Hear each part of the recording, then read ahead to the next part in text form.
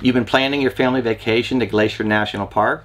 You're finally here. You're ready to go. However, you don't have your vehicle permit. What do? Lots. There is so much to do, and we're going to share it with you. We're going to give you suggestions so you don't lose out totally in Glacier. Hi, my name's Dan. Hi, I'm Dina, and we are Rivers to Ridges RV. We were very fortunate about 5 years ago to get to go to Glacier National Park, and we had a blast. However, I think that probably hindered us a little bit this time. 5 years ago, you didn't have to have a vehicle permit to get into the park, or actually to use going to the Sun Road or get onto the North Fork of the park. So we just really kind of, in a bad choice on our part, we just made the assumption it was still the same way. It's totally our fault. We should have known better. Yeah. We've traveled from Florida. We've been going to all these national parks. We should have known some you require a permit, others don't. We should have known better. So that's what we kind of want to talk about a little bit today. We want to kind of go over the vehicle permit, the process, and some tips. So you are ready and you don't make the same mistake. If you can't get into Glacier, we want to give you some ideas what you can do around Glacier. And this is going to actually be a part one of a two-part video. So in this video, again, we're going to talk about the vehicle permit system, what to do outside of Glacier, and next week we'll take you inside of Glacier and show you some of the stuff inside. Definitely. So the vehicle permit system and what this is all about, and I kind of really do agree with this, in the summer months, and this is from roughly late May to mid-September, they have this vehicle permit system, and all it's for is to reduce the number of visitors into the park. And if you've ever been into an extremely crowded national park, hopefully you get it. It's worth it. But again, it's a little bit of a pain in the neck. But if you do your research, unlike like we didn't do, hopefully it's not that big of a problem. So what happens is Glacier National Park, if you're not familiar with it, there's a main road that goes east to west, and it's called Going to the Sun Road. And this is probably one of the biggest attractions. And on that road is Logan Pass, which is the Continental Divide. It's about the highest point, 6,600 feet, I believe it is. That's really one of the place everybody wants to go see. So to get on that Going to the Sun Road, you have to have a vehicle permit, again, in the summer months. The way this works is the Park Service, 120 days prior to the date you want to go, whatever day that is, 120 days prior, they will start releasing a percentage of the permits. For that day. Yeah, for that day.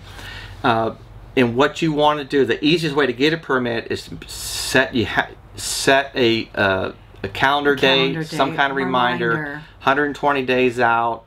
Get online and try to get your permits when they first get. I believe they get released at 10 a.m. at that point. Yeah. Be there, be ready to go. What happens, and what happened in our case, we didn't realize that, and they withhold some permits for the prior day, and that's what we had to do. So now you're at Glacier, you want to get in, you don't have a permit.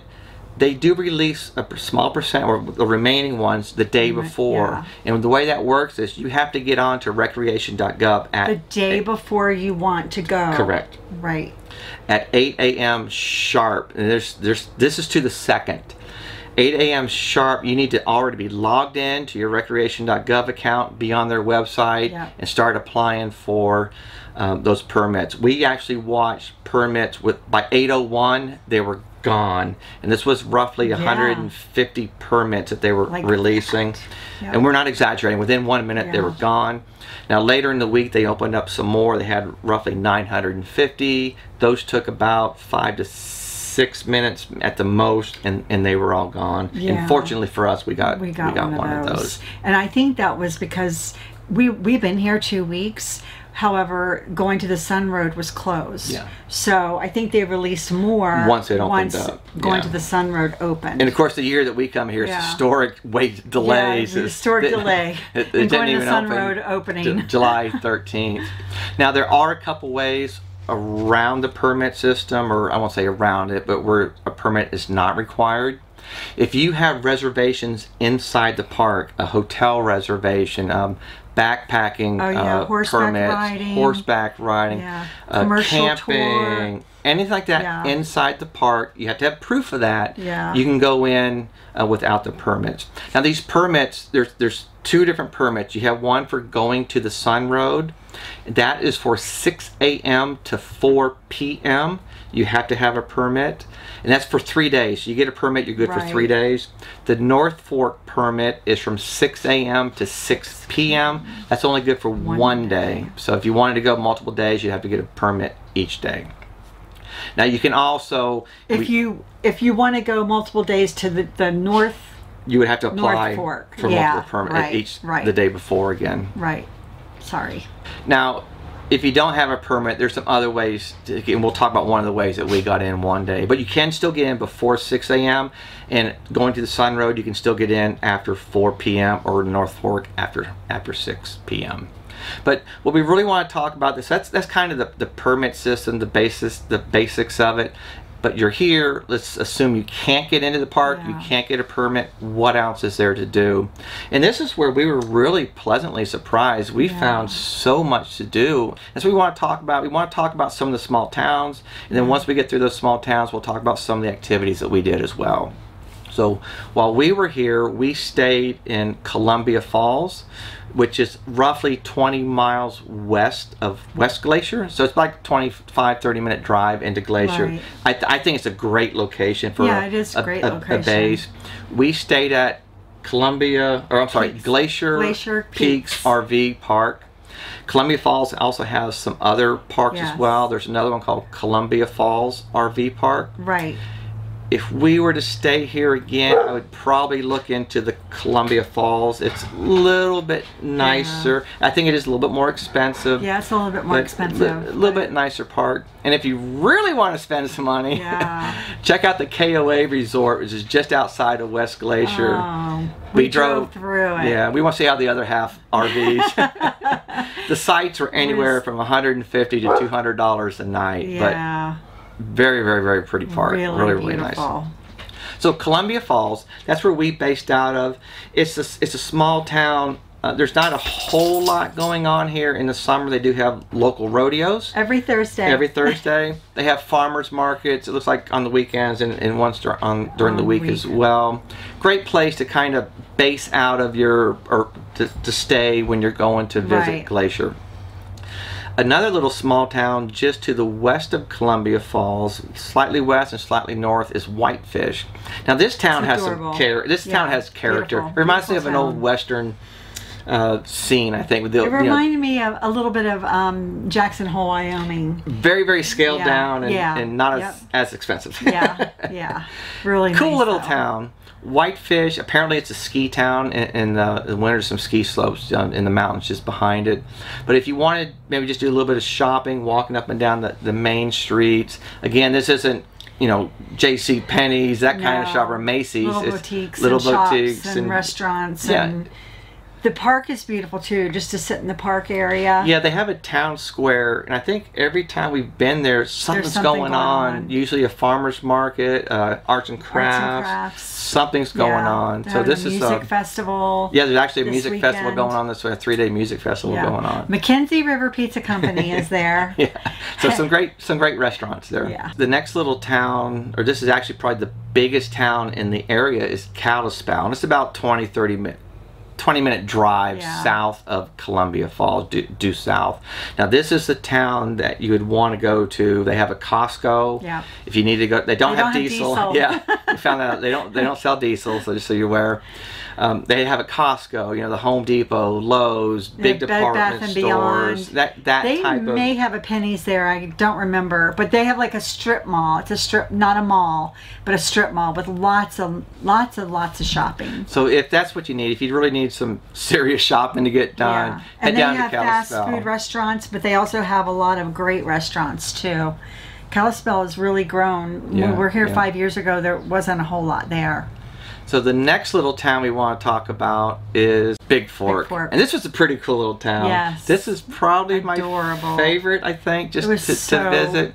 Cute. Big Fork's about 30 minutes south of Columbia Falls, and it's on the northeast corner of Flathead River. It's so small. I don't even think there was a stoplight there. And there may not have even been a stop sign. Maybe I think maybe there was one. a stop sign, maybe but one stop I sign don't or a think there yield. was a light. Yeah. Maybe, I don't know, maybe there was. It's an extremely small town, but the views so cute. Yeah, very, very nice. It's one of those kinds of towns you might want to go if you're on a drive or something. You want to stop and have lunch, sit outside. That's the kind of little town it is. There's not much out there except for the scenery. So those are some of the towns in the nearby area, just some ideas to go see. And before we get into some of the activities we did, if you haven't already subscribed, please subscribe to our channel, and please make sure you hit the like button as well. It really helps us get our videos out to other people, and we want to hopefully you know, share some of these adventures with other people as well. And we really appreciate it. Yeah, thank you. Those are some of the towns, the local towns. Now, some of the activities to do, if you can't get into Glacier. One of the things that we did was we drove around Flathead Lake. Now, Flathead Lake, if you've never heard of it, it's about 28 miles long and anywhere from roughly 7 to 15 miles wide. So it's a big lake. Yeah. The drive around, they have the road just borders the lake all the way around. 93 is part of it. Highway 93 goes up to the west side. But the drive, you're going to be going roughly 45 miles an hour for part, especially on the east side. The west side, you can go faster than that. But it's a slow drive. You're going to take your time, and you're doing it for the scenery. The scenery of the lake, the farms, the houses all around. It will take your breath away. It does, it's that beautiful. And the cherry trees. We've never seen cherry trees before. We had no idea what they looked like. Yeah. And we saw like farms of them, and they're just beautiful. Yeah. They're such a beautiful tree. So Flathead Lake, it's a great drive. There's a couple small towns. There's Lakeside. Lakeside's a cool little town to stop, again, if you want to stop for lunch or something like that, or even a dinner. Lakeside, and again, we already talked about Big Fork. Big Fork's the other one. It's a pretty cool little town to stop in if you want to grab a bite to eat. Now, I think this is probably one of Dina's favorite things that we did while we were here. We went to a place called Wild Horse Island. Yeah. And if you've never heard of it, Wild Horse Island is the largest island in Lake, and it's you can get to it from there's a marina in Big Arm. There's actually a couple different companies that will take you to. It's cost us about $46 a person by boat. In our particular case, we met the boat at the dock at 9 a.m. They took us out to the island, and then a 15-minute ride out to the island. And then we had to meet the boat back at the shoreline at 12:30 for a boat ride back.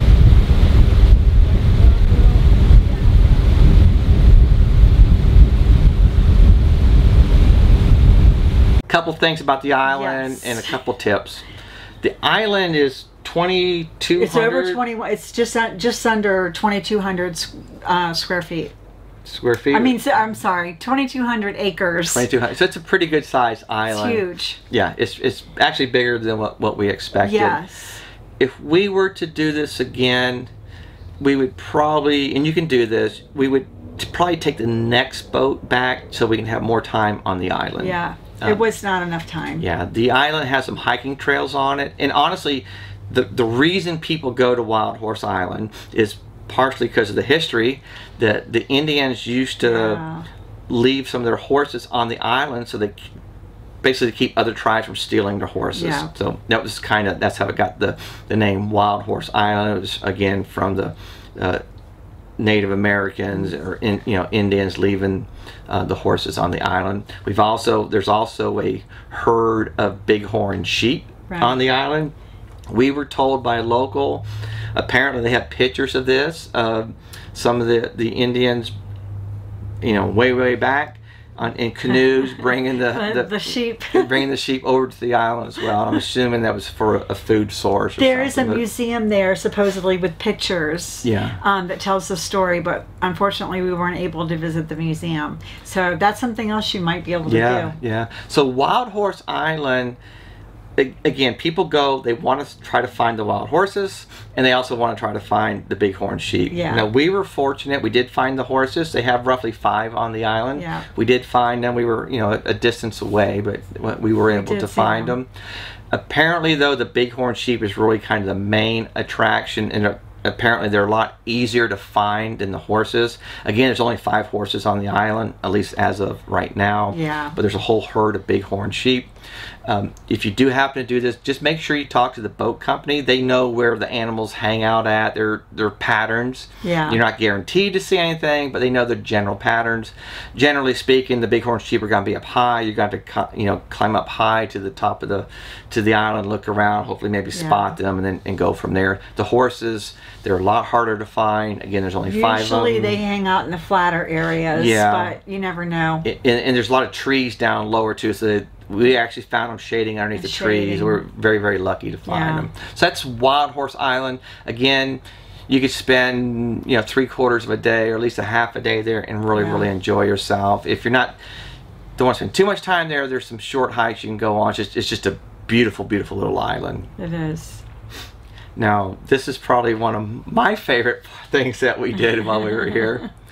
Have you ever heard of Pole Bridge, Montana? We were there 5 years ago, and I think for 5 years our mouths was watering for the bear claws. We're happy campers.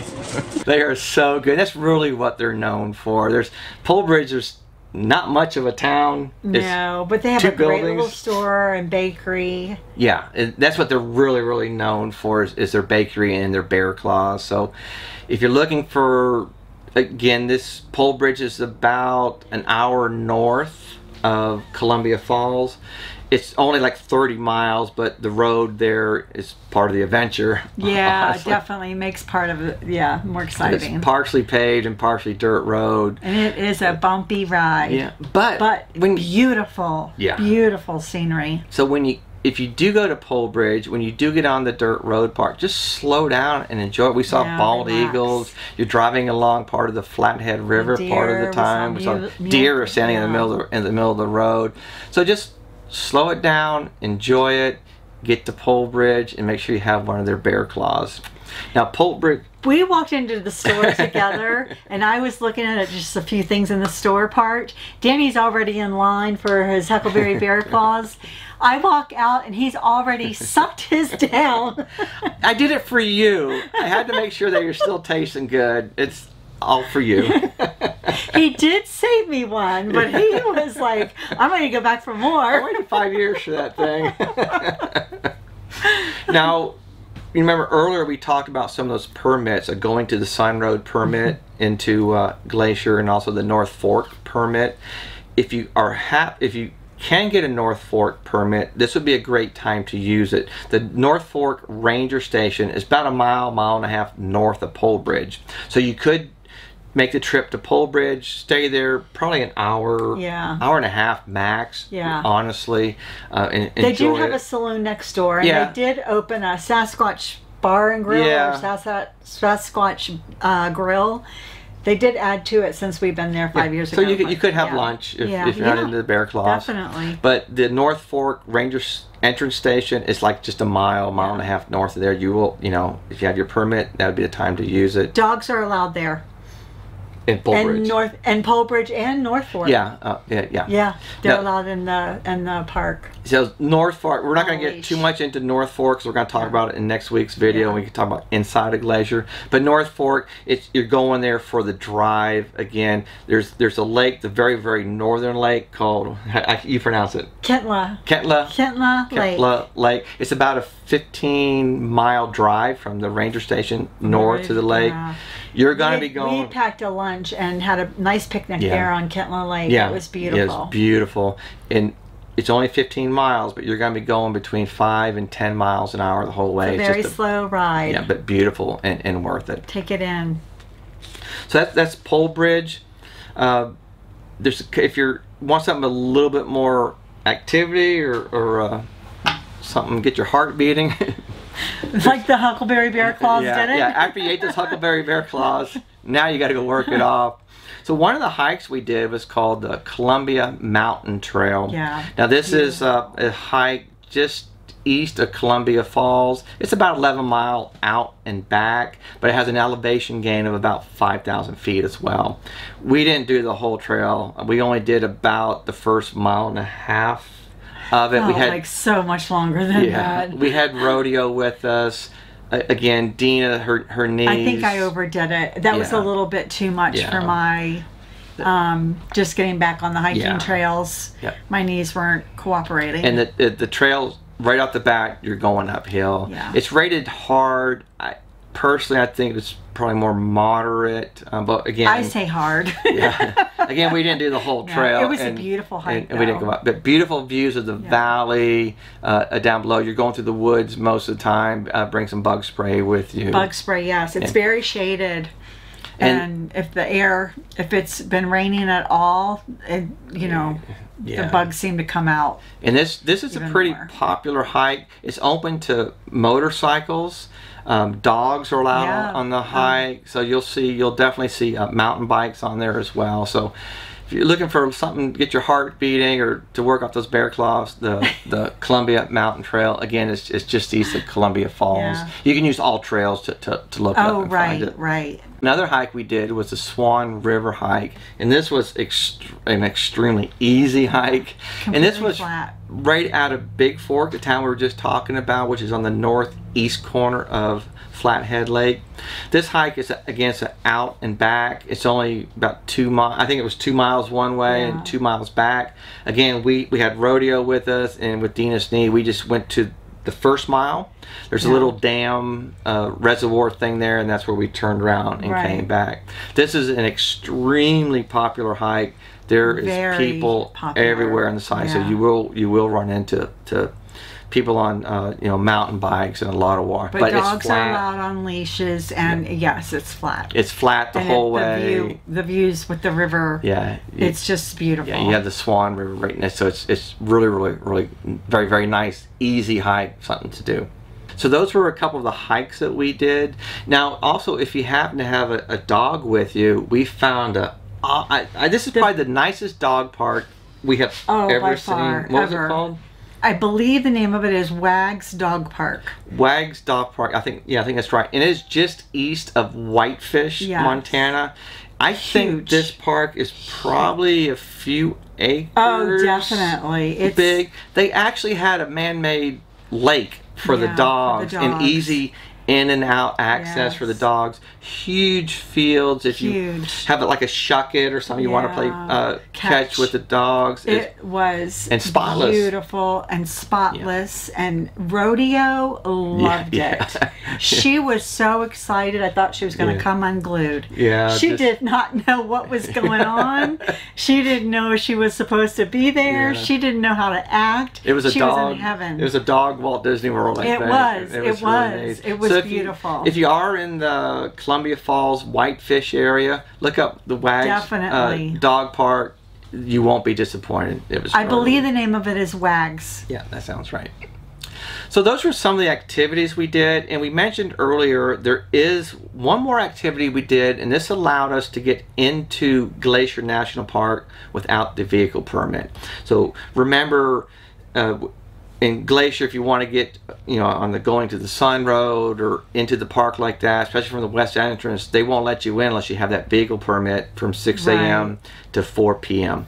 So one of the days what we did, and we really enjoyed this, we drove our truck to West Glacier, which is just outside the park by just a few hundred yards, honestly. We drove the truck to West Glacier. We had our bicycles in the back.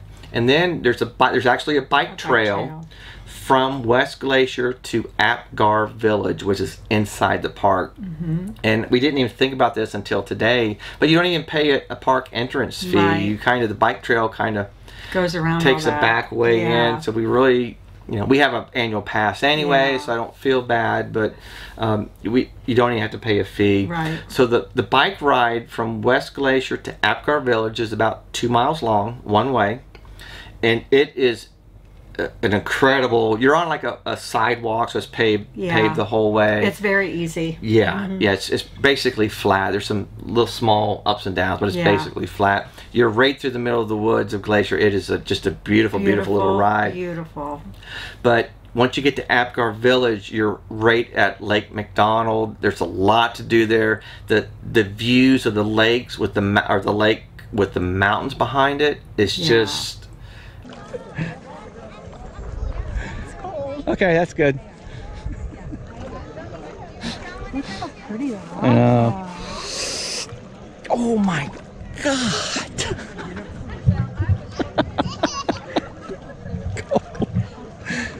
Oh my God. Oh man. See, you can tell if you stay in here long enough and your feet get numb.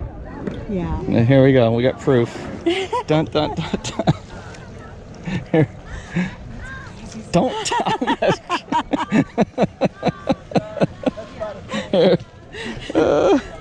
But even when you're there, you're still looking, just going, is that real? Yeah. Like, look at that. It just looks so amazing. Yeah, it is. It really is.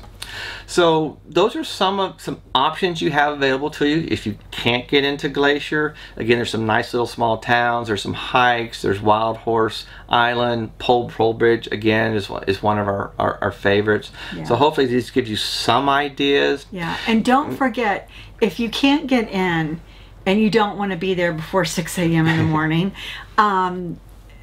go after 4. It's still worth it. Oh yeah. Just to see what you can see. We did some very small, like I call them like 1 or 2 hour trips. Yeah. After 4. Oh yeah. It's still. Yeah. You're in Glacier. You're in Glacier. You can't go wrong. Yeah. Really, honestly though, it's amazing. Amazing place to see. So that kind of covers what we wanted to talk about today with things to do around Glacier. Make sure you stay tuned for next week's video. Please join us for next week's video. We're going to talk about inside a glacier, and you're not going to want to miss one of the encounters we had with a very large animal. Yeah. Furry. Scary furry Could have been scary. Could have been. It could have been. Thank God it wasn't. So but stay tuned for that. We do have a story to share and video to share. Yeah, we have a little video too. So hopefully this helps you if you get if you're in Glacier and you're looking for something to do. Definitely. We hope you guys enjoyed today's video. We hope that you enjoy us next week. Thank you so much for spending your time with us. Please don't forget to hit the like button, the subscribe button, and also ring the red bell. That really would help us out a lot. Remember, always live life to the fullest. Have a great week and God bless.